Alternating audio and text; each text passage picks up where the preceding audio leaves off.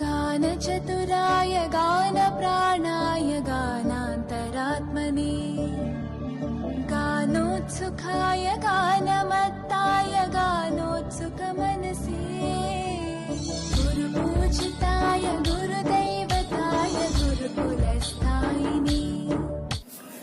नमस्कार, बहुत बहुत हार्दिक अभिनंदन है। स्वागत है आपका YouTube channel think and zeal में और मैं हूं आपके साथ अभिलाष। आज बात करेंगे नॉमिनेशन की। क्या हक होता है नॉमिनी का और नॉमिनी को किस किस पॉलिसीज में हक मिलता है। इमीडिएट फैमिली मेंबर्स इसमें कौन कौन से आते हैं, ब्लड रिलेशन में कौन कौन से मेंबर्स आते हैं, और पॉलिसी का क्लेम अगर अमाउंट को हमें चेक करना हो, हमारी कोई पॉलिसी मैच्योर हो गई हो और तो उसका अपडेट हम कैसे करें, अपने आप को चेक कैसे करेंगे, पॉलिसी के लिंक कहाँ से लाएं।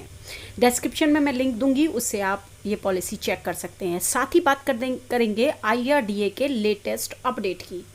इस लेटेस्ट अपडेट में आपको क्या क्या IRDA ने चेंज किया है, बीमा कंपनियों को क्या निर्देश दिए हैं, वो सारा कुछ। तो बने रहिए आखिर तक।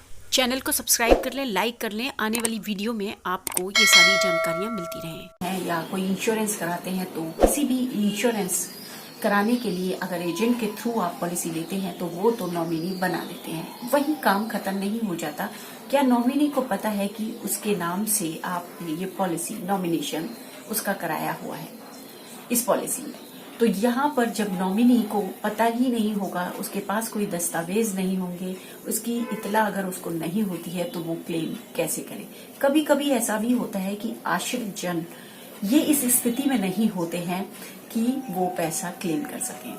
तो वहां पर पहली चीज को आपको अपने एजेंट को इस चीज को बताते रहना है, उसके टच में रहना है, अपडेट लेते रहना है अपनी पॉलिसी के बारे में। अगर आपका एजेंट भी आपकी हेल्प नहीं करते हैं या आप एजेंट के साथ में जुड़े हुए नहीं रहते हैं, कांटेक्ट में नहीं रहते हैं, तो इस हालात में आप अपनी पॉलिसी का क्लेम कैसे कराएंगे। अभी इसी बीच अगर कुछ होता है, पॉलिसी होल्डर की डेथ हो जाती है, तो फिर ये क्लेम कैसे लें।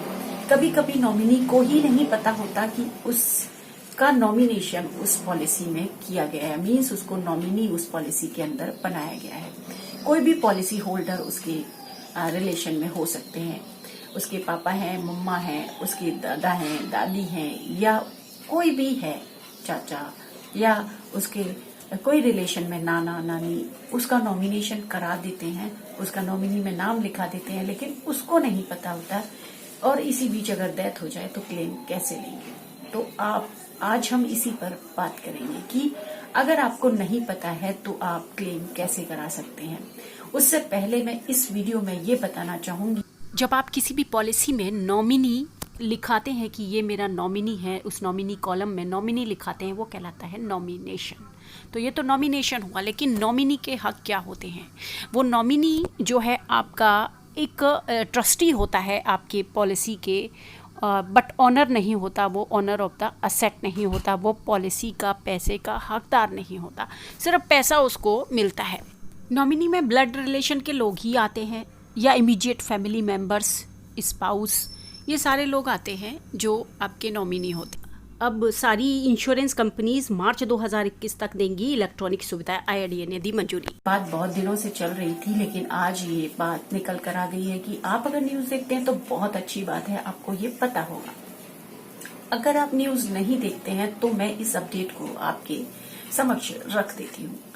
इसमें ये बताया गया है कि IRDA के निर्देश के अनुसार सभी बीमा कंपनियां अगर कोई भी पॉलिसी होल्डर या कोई भी नॉमिनी क्लेम नहीं करता है 10 साल तक, तो वही unclaimed amount senior citizen welfare account में ये पैसा ट्रांसफर कर दिया जाएगा, सरकार इसको जब्त कर लेगी। ये सभी बीमा कंपनियों को निर्देश दिया गया है।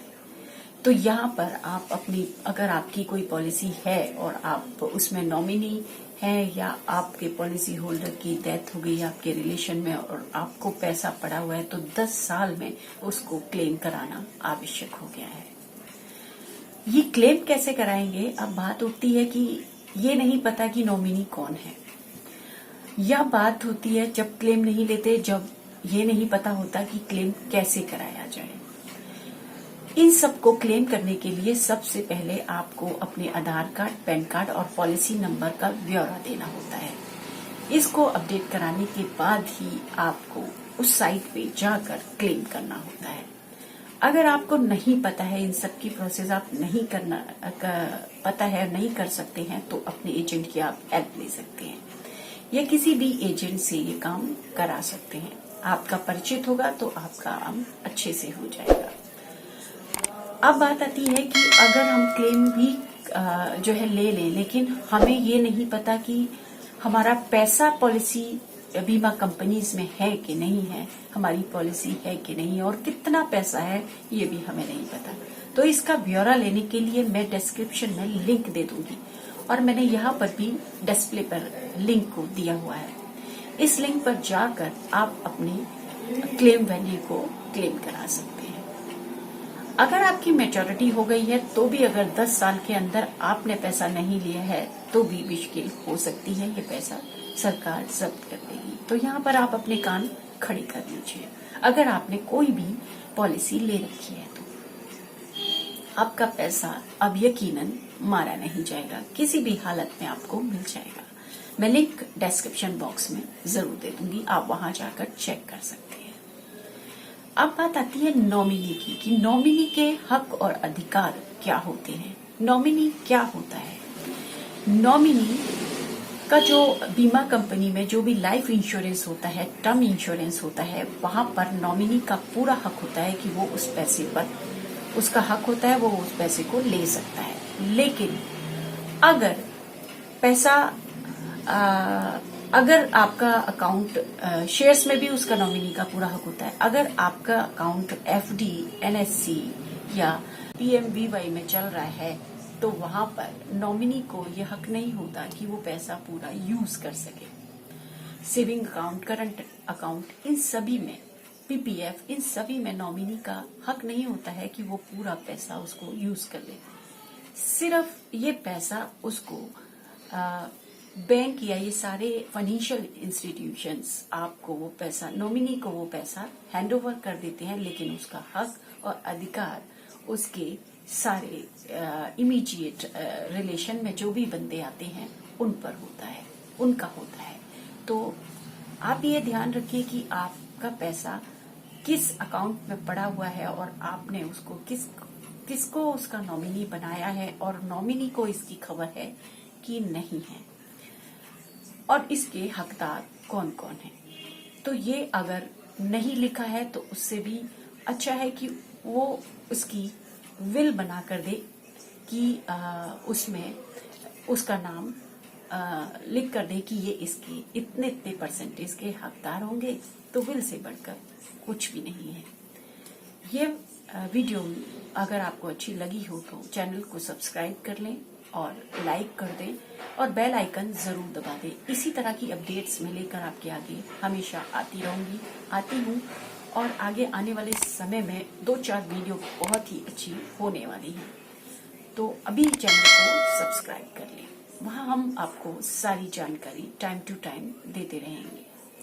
क्योंकि मेरा काम ही इंश्योरेंस करना है, इंश्योरेंस की अपडेट देना है, तो मैं इस पर वीडियो शेयर करना अपने व्यूवर्स को बहुत अच्छा समझती हूँ और मैं चाहती हूँ कि वो भी नॉलेजेबल बने। तो वीडियो से हमेशा जुड़े रहें, चैनल से हमेशा जुड़े रहें, लाइक सब्सक्राइब करना बिल्कुल ना भूलें।